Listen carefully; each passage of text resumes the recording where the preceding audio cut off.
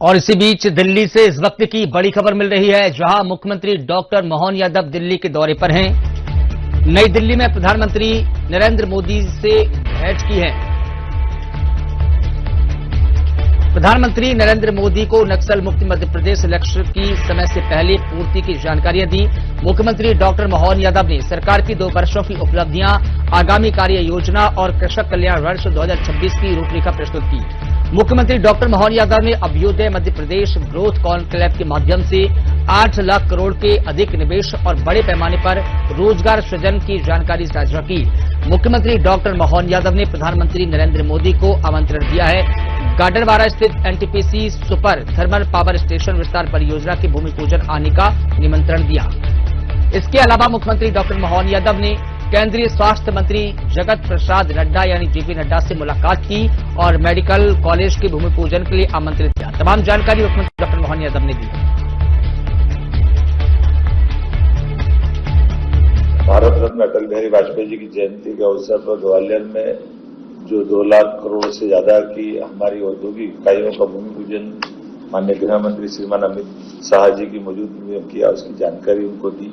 मध्य प्रदेश के साथ माननीय प्रधानमंत्री श्रीमान नरेंद्र मोदी जी का, माननीय गृह मंत्री जी का और सभी भारत सरकार के मंत्रियों का विशेष स्नेह भी है। और हमारी सरकार के गठन के बाद जन कल्याणकारी योजनाओं के लिए लगातार हम आगे बढ़ रहे हैं। नेशनल डेवलपमेंट बोर्ड के माध्यम से भी हमने अपने प्रदेश के किसानों की दृष्टि से खास करके 2-2.5 रुपए से लगा करके 8.5 रुपए प्रति लीटर तक की वृद्धि करते हुए लगभग 1394 नई दूध इकाइयों का गठन करवाया। 661 निष्क्रिय इकाइयों को सक्रिय करने का काम हमारी सरकार के द्वारा किया गया। 22 दिसंबर 2025 को 12 लाख किलोग्राम लीटर का संकलन करते हुए हमने दुग्ध संघ को गत वर्ष की तुलना में 25% ज्यादा दूध क्रय करने के लिए प्रेरित किया। और ये हमारा अपना दूध के संकलन में मध्य प्रदेश को 20% के लक्ष्य तक ले जाने के संकल्प की प्रतिपूर्ति के चरण है। आज के इस अवसर पर ये भी बताना चाहूंगा कि माननीय प्रधानमंत्री जी किसान, महिला, युवा, गरीब 4 वर्गों में फोकस करते हैं। ऐसे में किसान कल्याण वर्ष मनाने का निर्णय हमारी सरकार द्वारा 2026 में किया, जिसमें 16 अलग अलग विभागों को मिलाकर के हमने एक साथ किसान और कृषक परिवार के जीवन में दूध उत्पादन, मछली उत्पादन, horticulture, agriculture, cooperative, heavy industry, food processing इकाइयां, लघु कुटीर उद्योग, सभी क्षेत्रों से जोड़कर के एनर्जी सहित हमने विस्तृत प्लानिंग की है और पूरे वर्ष किसान कल्याण वर्ष मनाने का निर्णय किया। ये जानकारी भी माननीय प्रधानमंत्री जी को हमारे द्वारा दी गई। मैं उम्मीद करता हूं कि इस अभियान के माध्यम से किसानों से जुड़े हुए सभी क्षेत्रों को हम सपोर्ट करते हुए आगे बढ़ेंगे।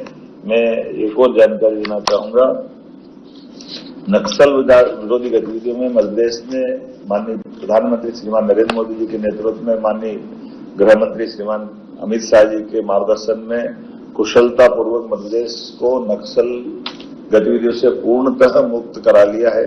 हमारा पहले डिंडोरी, मंडला, बालाघाट 3 जिले नक्सल गतिविधियों में अपनी सक्रियता पाते थे और उसके लिए धीरे धीरे क्रमशः पहले डिंडोरी, फिर मंडला, फिर बालाघाट और बालाघाट में भी सारा वनांचल हो या शहरी क्षेत्र सभी गांवों में आज की स्थिति में नक्सल पूरी तरह से नक्सल मुक्त प्रदेश की श्रेणी में अगर कोई प्रदेश है तो हमारा मध्य प्रदेश है। मुझे इस बात की प्रसन्नता है। पावर सेक्टर में भी हम अच्छा काम कर रहे हैं।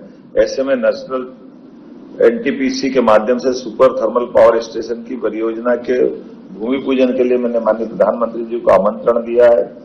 ये ऊर्जा मंत्रालय के माध्यम से हमारा 1600 मेगावाट की क्षमता के विस्तार के प्रोजेक्ट में लगभग 20,000 करोड़ का ये निवेश रहने वाला है, जिसके पूर्ण होने की अवधि 28-29 तक रहने वाली है। मैं मान के चलता हूं कि ये जो प्रोजेक्ट बनेगा ये अल्ट्रा सुपर क्रिटिकल टेक्नोलॉजी पर आधारित होगा और एयर कूल्ड कंडेंसर टेक्नोलॉजी का उपयोग इसमें किया जाएगा, जो पानी की खपत को 1/3 तक कम करता है। उक्त परियोजना के भूमि पूजन के लिए मैंने माननीय प्रधानमंत्री जी को मध्य प्रदेश आमंत्रित किया है। हम सब मिलकर के हमारे राज्य के सभी वर्गों के कल्याण के लिए लगातार काम करते जा रहे हैं।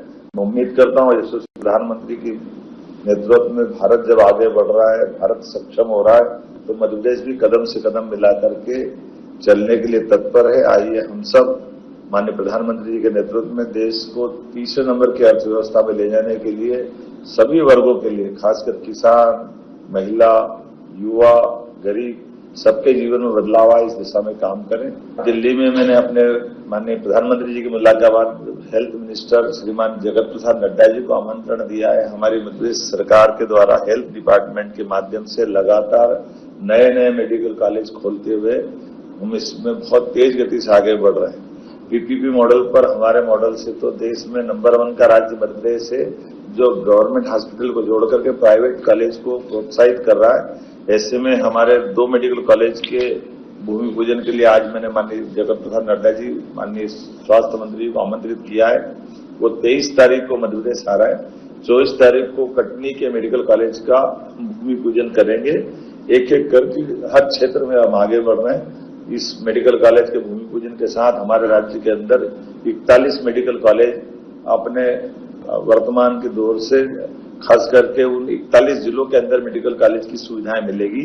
मेरी अपनी ओर से इस अवसर पर उनके साथ हमारी हेल्थ की बहुत सारे प्रकार की गतिविधि का भी परस्पर चर्चा भी की और माननीय स्वास्थ्य मंत्री जी हमारे खाद्य मंत्री भी हैं। ऐसे में हमारे किसानों की समृद्धि के लिए एनपी की यूरिया 12-32-16 सभी प्रकार के खादों की उपलब्धता के लिए उनको धन्यवाद भी दिया गया और इस वर्ष लगातार उन्होंने जो हमारी मदद की, इसके भरोसे से हमने किसानों को अपने तय प्रयास किया कि उनकी जरूरतों का खाद दिया जा सके। मेरी अपनी ओर से माननीय स्वास्थ्य मंत्री को भी धन्यवाद। भारत रत्न अटल बिहारी वाजपेयी जी की जयंती के अवसर पर ग्वालियर में जो 2 लाख करोड़ से ज्यादा की हमारी औद्योगिक इकाइयों का भूमि पूजन माननीय गृह मंत्री श्रीमान अमित शाह जी की